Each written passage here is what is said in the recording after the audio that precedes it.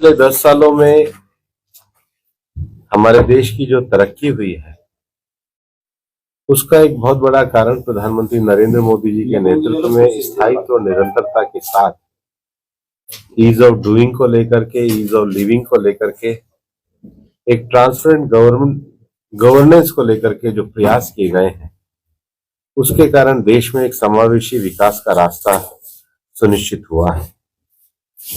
और इस समावेशी विकास में सबसे बड़ी जो ताकत है वो देश की मध्यम वर्ग की बढ़ाने की है।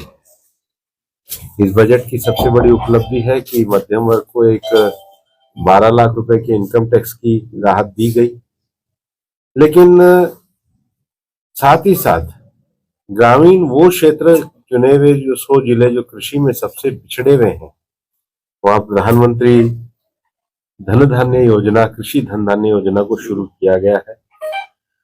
लेकिन जो सबसे बड़ी बात है कि किसानों की जो क्रेडिट कार्ड की लिमिट थी जो 3 लाख रुपए थी उसको बढ़ा करके 5 लाख रुपए हुआ।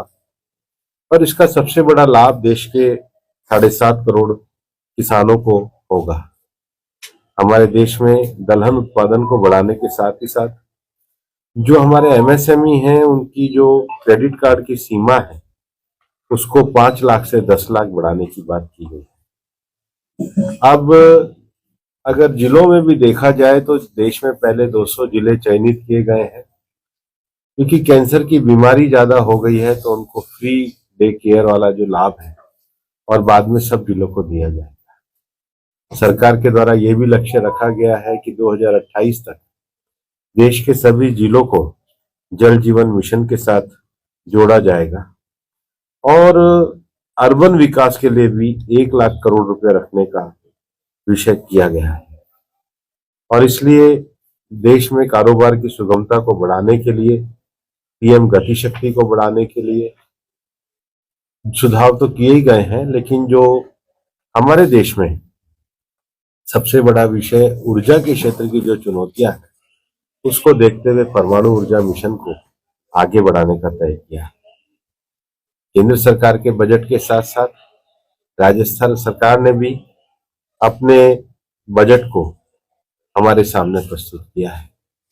भजनलाल जी की सरकार का ये दूसरा बजट है, लेकिन भजनलाल जी ने अपने बजट में प्रधानमंत्री जी के नेतृत्व के साथ ही साथ जो सबसे बड़ा विषय किया है कि एक जमीन से जुड़ा हुआ कार्यकर्ता जब मुख्यमंत्री के पद पर पहुंचता है तो वो ठोस जमीनी कार्यों को कैसे पूरा करता है।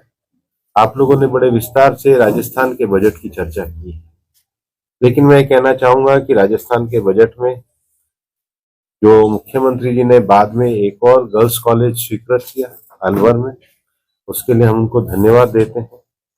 एक 10 करोड़ की लागत से अलवर की जो हमारी कृषि भूमि पर जो बनी हुई स्वीकृत कॉलोनियां है वहां पर सीसी रोड निर्माण का पैसा स्वीकृत हुआ है। 50 करोड़ की लागत से भुगोर तिराए के हनुमान चौराहे से 5.5 किलोमीटर लंबी सड़क को 4 लेन करने को तय किया है। अलवर में अब एक तारामंडल भी बनेगा और जल प्रदाय की सुविधा को विकसित करने के लिए 25 करोड़ की राशि और हनुमान चौराहे के पास एक नया जो बस स्टैंड की आवश्यकता है। अलवर में टूरिज्म के लिए मूसी महारानी जी की छतरी का पुनरुद्धार के साथ ही साथ बाकी तो जो एक 900 करोड़ के से जो अलवर भिवाड़ी के शहरी क्षेत्रों में क्लीन सिटी बनने का जो विषय है उसको आगे किया गया। पिछले दिनों मैंने जो जल की समीक्षा बैठक ली थी उसका विस्तार से आप लोगों ने वर्णन किया है, तो मैं ज्यादा नहीं कहूंगा। अलवर के स्वच्छता का सर्वेक्षण भी हुआ है और मेरा मानना है कि अलवर स्वच्छता के पैमाने में इस बार आगे जाएगा। लेकिन मैं मानूं कि मुझे कहो कि आपको संतोष है तो मैं तो अलवर को सबसे सुंदर शहर बनाने के लिए मीडिया के साथ लगा हूं, इसलिए काम और भी करना बाकी, लेकिन हम पिछली बार से निश्चित रूप से आगे बढ़े हैं। अलवर की ग्रामीण की सड़कों का भी आपने विस्तार से लिखा है और सड़क निर्माण के साथ ही साथ हम अलवर में टूरिज्म को बढ़ाने की और संभावनाओं को बढ़ाने की बात कर रहे हैं। पिछली बार जब डेयरी का यहाँ पे कार्यक्रम हुआ था उसके बाद मैं स्वयं मुख्यमंत्री जी से जाके मिला और मैंने उन्हें कहा है कि आप अप्रैल माह में आइए, हम अलवर के डेयरी के विकास के लिए जो मेला लगाना चाहते हैं, जो विजन लगाना चाहते हैं, उसको आगे बढ़ाने की बात करेंगे। और तिजारा में भी एक गर्ल्स कॉलेज की बात की गई है। बहुत विस्तार से मैं अभी अपने प्रबुद्ध सम्मेलन में विषय को रखने वाला हूँ।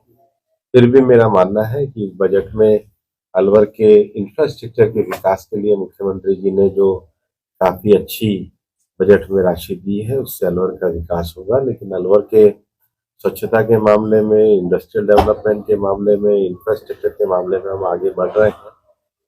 बस स्टैंड के साथ ही साथ अलवर का रेलवे स्टेशन भी अच्छा होना चाहिए। बजट का तो विषय नहीं है, लेकिन पिछले दिनों जब मैंने यहाँ के रेलवे स्टेशन का जो नक्शा देखा था, वो काफी अच्छा था। उसको अब हमने रेलवे बोर्ड को भेजा है, उसको भी हम परस्यू कर रहे हैं।